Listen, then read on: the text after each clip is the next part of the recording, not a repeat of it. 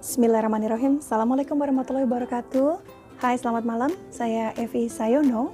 Malam hari ini, hari Selasa, tanggal 22 Desember 2021, saya akan kembali membacakan bacaan buku berjudul Mindset, karya Carol S. Dweck, PhD. Buku yang saya baca adalah buku terjemahan yang berjudul Mindset, Mengerti Kekuatan Pola Pikir untuk Perubahan Besar dalam Hidup Anda, yang ditulis oleh Carol S. Dweck, PhD. Yang edisi bahasa Indonesianya diterbitkan oleh PT Baca, Bentang Aksara Cahaya di tahun 2017. Buku aslinya sendiri berjudul Mindset, The New Psychology of Success yang diterbitkan oleh Ballantine Books di tahun 2008. Dalam video bagian ketiga ini, saya masih akan membacakan bab ke-6 dari buku Mindset yang berjudul Mindset dalam Cinta, atau bukan? Sebelum saya membacakan bagian bab 6 dari buku ini, bila teman-teman belum sempat subscribe, monggo ya silakan diklik tanda subscribe-nya. Teman-teman juga dapat mengklik tanda lonceng sehingga teman-teman akan langsung terupdate bila mana saya kembali mengunggah video bacaan buku baru pada kanal saya ini. Jika teman-teman merasa bahwa isi buku ini dapat membantu kolega lain yang mungkin sedang membutuhkan, teman-teman dipersilakan untuk mempertimbangkan agar bisa share link video ini di sosial media milik teman-teman juga ya. Jika teman-teman berkenan, teman-teman juga bisa klik tanda like, tanda jempol, dan juga jika berkenan memberikan saran dan komentar, silakan ketik komentarnya di kolom komentar. Baik teman-teman, dalam video bagian ketiga ini saya masih akan membacakan bab ke-6 dari buku Mindset yang berjudul Mindset dalam Cinta, atau bukan. Saya masih akan membacakan bagian miskonsepsi tentang hubungan percintaan, di mana kita sering beranggapan bahwa apabila pasangan kita memiliki kekurangan, maka ini artinya pasangan kita atau kita sendiri memiliki kekurangan karakter. Padahal tidak demikian halnya. Seperti apa sebenarnya pandangan pola pikir kembang menyikapi kekurangan pada pasangan? Yuk kita dengar sama-sama. Selamat mendengarkan. Kekurangan akan berlalu. Halaman 223. Brenda dan Jack adalah klien Daniel Weil. Daniel Weil menceritakan kisah berikut. Brenda pulang ke rumah setelah bekerja dan bercerita kepada Jack tentang sebuah kisah panjang dan terperinci, tetapi tanpa isi pokok yang jelas. Jack merasa sangat bosan, tetapi berusaha menyembunyikan kebosanannya agar terkesan sopan. Akan tetapi, Brenda dapat merasakan perasaan Jack yang sebenarnya. Lalu, dengan berharap agar suaminya semakin terhibur, Brenda menceritakan kisah lain yang tanpa akhir, juga mengenai sebuah proyek yang sedang dikerjakannya. Kesabaran Jack habis. Secara mental mereka jadi terombang-ambing. Menurut Weil, mereka berdua berpikir, Brenda membosankan, Jack itu egois, dan hubungan kami sangat tidak baik. Sebenarnya keduanya berniat baik. Brenda takut berterus terang mengatakan bahwa dia telah melakukan pekerjaan hebat di kantornya pada hari itu. Brenda tidak ingin menyombongkan diri. Jadi dia justru membicarakan proyeknya secara terperinci hingga hal-hal kecil.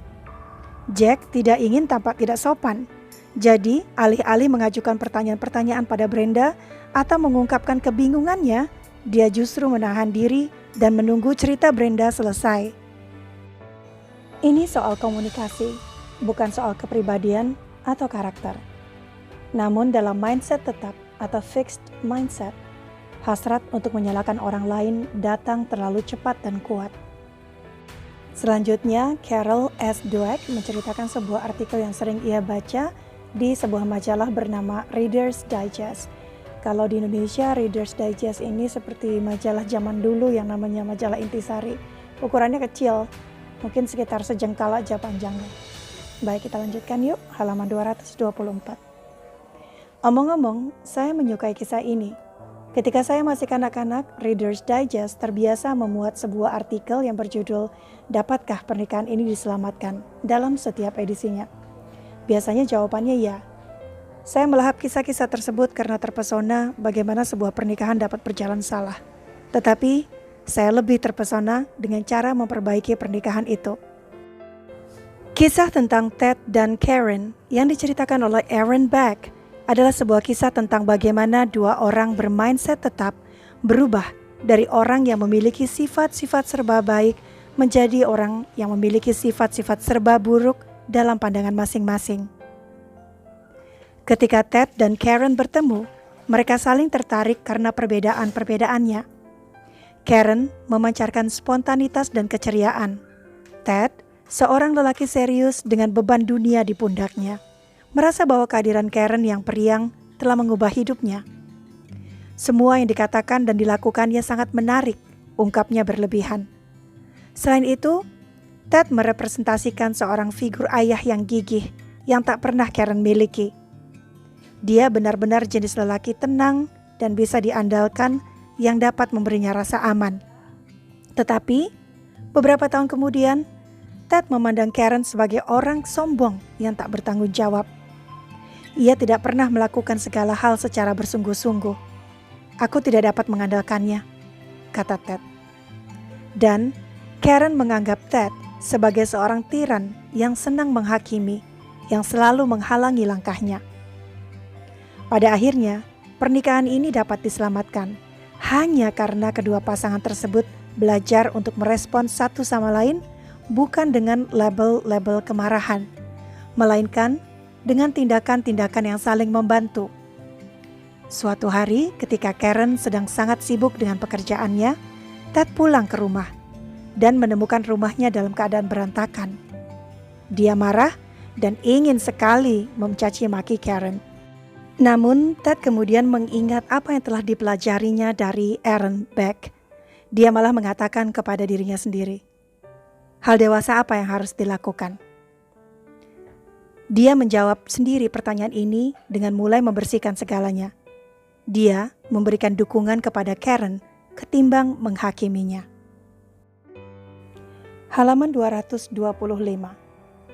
Dapatkah pernikahan ini diselamatkan?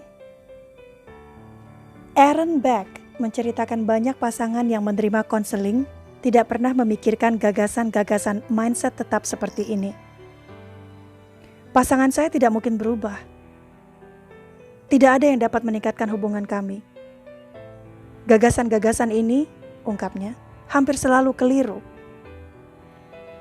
Kadang-kadang memang sulit untuk tidak memikirkan gagasan-gagasan ini, seperti dalam kasus Bill dan Hillary Clinton. Ketika masih menjadi presiden, Clinton berbohong kepada negara dan kepada istrinya mengenai hubungannya dengan Monica Lewinsky. Hillary membelanya. Suami saya mungkin melakukan kesalahan-kesalahan ini, tetapi dia tidak pernah berbohong kepada saya. Kebenaran akhirnya mendapatkan jalan. Terutama ketika Monica Lewinsky kemudian mendapatkan bantuan dari seorang jaksa penuntut. Dan akhirnya terbukti benar bahwa Bill Clinton memang memiliki affair dengan Monica Lewinsky. Hillary setelah merasa dikhianati dan marah besar, sekarang harus memutuskan apakah Bill adalah seorang suami yang selamanya buruk dan tidak dapat dipercaya, atau seorang lelaki yang membutuhkan banyak bantuan. Ini saat yang tepat untuk mengemukakan poin penting, kepercayaan bahwa pasangan kita memiliki potensi untuk berubah. Seharusnya tidak dicampur adukan dengan kepercayaan bahwa pasangan kita akan berubah. Pasangan kita harus mau berubah, memiliki niat untuk berubah, dan mengambil tindakan-tindakan yang konkret untuk menuju perubahan. Clinton melakukan konseling, menghabiskan waktu sehari penuh dalam seminggu selama 1 tahun dalam proses tersebut. Melalui konseling, Bill akhirnya memahami bagaimana sebagai anak dari orang tua pecandu alkohol, dia harus belajar menjalani kehidupan ganda. Di satu sisi, Bill Clinton harus belajar memikul tanggung jawab yang berlebihan pada usia dini. Misalnya, sebagai seorang anak, dia harus berusaha keras melarang ayah tirinya memukuli ibunya. Di sisi lain, dia memiliki kehidupan di mana dia memiliki sedikit tanggung jawab, tempat ia menciptakan kepercayaan bahwa segalanya akan baik-baik saja, apapun yang terjadi. Itulah cara Clinton tampil di TV dan dengan sungguh-sungguh bersumpah bahwa dia tidak berselingkuh dengan Lewinsky. Dia pernah berada di dalam ruangan tanpa tanggung jawab dan penyangkalan tingkat tinggi. Masyarakat mendesak Hillary untuk memaafkannya. Suatu malam, Stevie Wonder, seorang penyanyi kenamaan, menelepon Gedung Putih untuk menanyakan apakah Clinton bisa mengatasinya. Kemudian dia menulis lagu untuk Hillary atas kekuatannya memaafkan Clinton, dan dia memainkan lagu tersebut malam itu. Tetapi Hillary tidak dapat memaafkan seseorang yang dianggapnya pembohong dan penipu. Dia hanya bisa memaafkan pria yang dia anggap sedang berjuang dengan sungguh-sungguh untuk menyelesaikan persoalannya dan berusaha untuk berkembang. Teman-teman, rasanya saya akan mengakhiri bacaan saya sampai di bagian ini, yaitu di halaman 226. Buku yang saya baca berjudul Mindset, Kekuatan Pola Pikir untuk Perubahan Besar dalam Hidup Anda, yang ditulis oleh Carol S. Dweck. Video ini adalah video ketiga yang merupakan bagian bacaan dari bab 6 yang berjudul Mindset dalam Cinta atau Bukan. Besar harapan saya bahwasanya bagian yang teman-teman dengarkan pada malam hari ini dapat sedikit membantu bagi teman-teman yang membutuhkan. Sekali lagi saya mengucapkan terima kasih atas waktunya teman-teman yang sudah teman-teman luangkan untuk mendengarkan bacaan saya malam hari ini. Sampai jumpa di bacaan-bacaan buku berikutnya. Saya Evi Sayono. Dah.